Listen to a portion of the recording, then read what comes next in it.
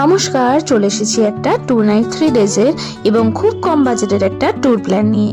আর এই ট্যুর প্ল্যানটিতে আছে পাহাড়, নদী, সাথে বিদেশ ভ্রমণও। তো দেরি না করে চলুন শুরু করা যাক। আর ভিডিওটাতে থাকবে সম্পূর্ণ বাজেট ডিটেলস, তাই স্কিপ করা যাবে না কিন্তু। এনজেপি যাওয়ার তো হাজার একটা ট্রেন আছে, যে যা নিয়ারেস্ট স্টেশন থেকে কেটে ফেলুন একটা এনজেপি যাওয়ার জন্য টিকিট।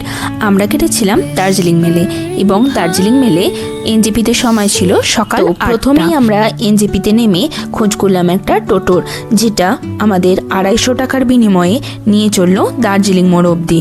এখান থেকে আপনারা মোটামুটি সব জায়গারই শেয়ার কার পেয়ে যাবেন।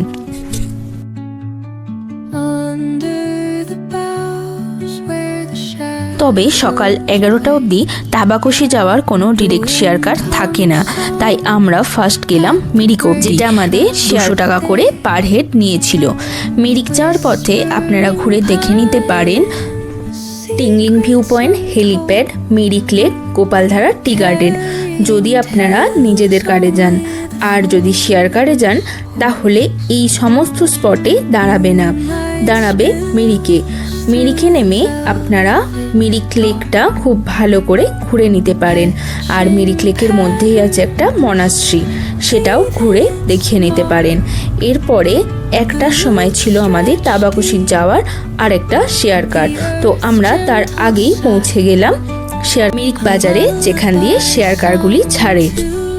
প্রকৃতির এই অপরূপ সৌন্দর্য দেখতে দেখতে আমরা চললাম তাবাকশি। কিছুদিন আগে প্রাকৃতিক বিপর্যয়ের কারণে এখানে রাস্তার একটু অবনতি ঘটেছে, কিন্তু ওখানকার জীবনযাপন এখন সম্পূর্ণই সুস্থ এবং স্বাভাবিক। তো গল্প করতে করতে আমরা পৌঁছে গেলাম আমাদের হোমস্টেতে। হোমস্টের ওনার আগে থেকেই শেয়ার কার স্ট্যান্ডে আমাদের জন্য ওয়েট করছিলেন। তো দেখার পর উনি আমাদের লাগেজ নিয়ে চললেন এবং ওনার প্রপার্টি দেখাতে দেখাতে নিয়ে চললেন ওনার হোমস্টেতে। এই হলো রংভং নদী, এবং ওনার হোমস্টে একদম রংভং নদীর ঠিক উপরে। তো চলুন দেখা যাক আমাদের হোমস্টেটা ঠিক কতটা সুন্দর।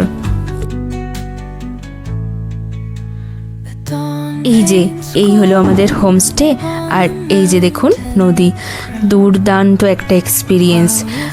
ঘরের মধ্যে চোখ বন্ধ করে থাকলে মনে হবে যেন মুষলধারে বৃষ্টি হচ্ছে। তো চলুন রুমটাও দেখাই, রুমটা কতটা সুন্দর। এই ছিল আমাদের রুমে মোটামুটি 4 জন আরামসে ধরে যাবে।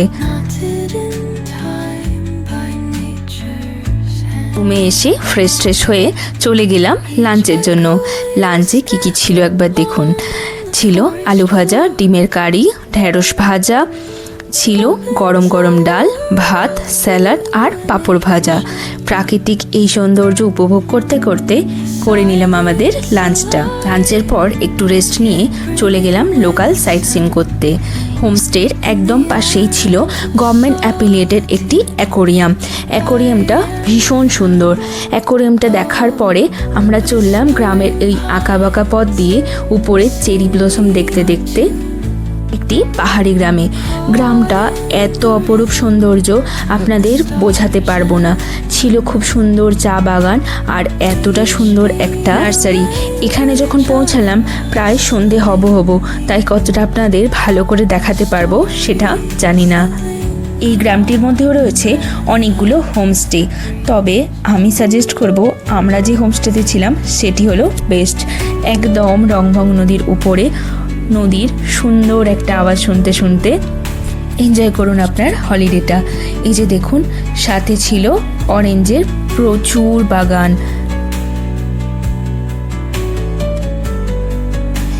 অন্যদিকে রয়েছে ক্যাকটাসের বিভিন্ন ভেরিয়েশন।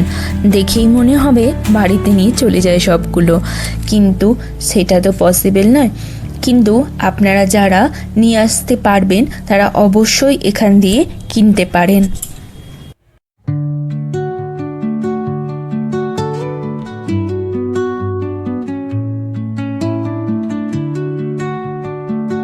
পাহাড়ি গ্রামের এই অপরূপ সৌন্দর্য দেখে আসার পরে পেয়ে গেলাম ইভিনিং স্ন্যাক্স।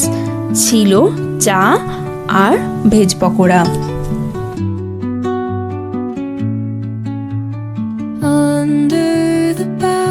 চা খেয়ে নিয়ে চলে এলাম ঠান্ডা থেকে বাঁচার জন্য এই আগুনে হাত পা একটু গরম করতে। তবে হ্যাঁ, এখানে বনফায়ারের জন্য দাদা এক্সট্রা চার্জেস নেননি। আবার চলে এলাম খাওয়া দাওয়া সেশনে।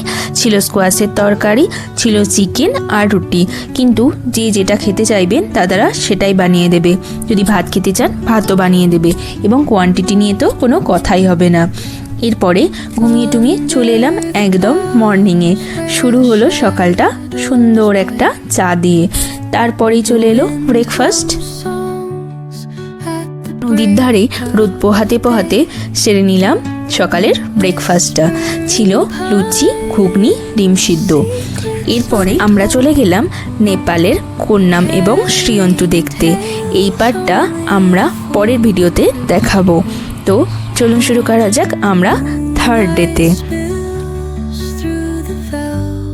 থার্ড ডে মর্নিংয়ে ছিল কিছু লোকাল সাইট সিন। প্রথমেই দেখে নিলাম একটা শিব মন্দির। শিব মন্দিরটা ছিল একদম হোমস্টের পাশেই।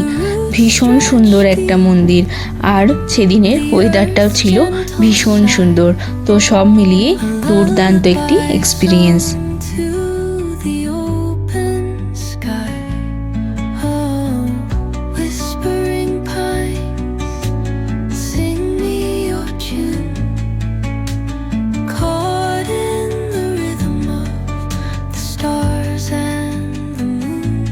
শিব মন্দির দেখে নিয়ে চললাম আমরা পরের স্পট বিষ্ণু মন্দির। বিষ্ণু মন্দিরটাও নদীর উল্টো দিকে ছিল।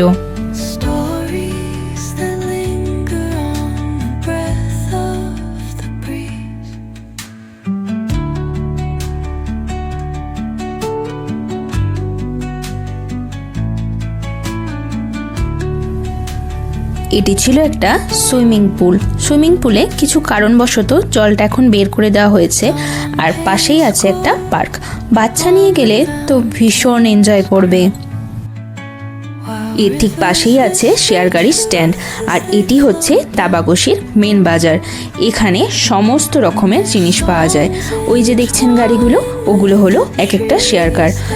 তাবাকশি থেকে মিরিক যাওয়ার প্রচুর শেয়ার গাড়ি পেয়ে যাবেন, আর নির্দিষ্ট সময়ের জন্য কিছু শিলিগুড়ির গাড়ি পেয়ে যাবেন। হোমস্টের ওনার আমাদের সব কিছু কথা বলে ঠিক করে দিয়েছিলেন। বাকি ডিটেলস আমি ডেসক্রিপশন বক্সে দিয়ে দেব।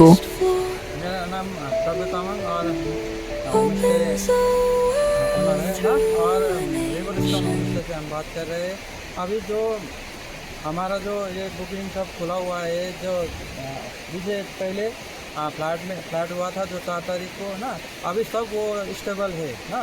तो इसी कारण से अभी पूरा बुकिंग खुला हुआ है। आप लोग आ सकते हो ना, और एंजॉय कर सकते हो आप लोग।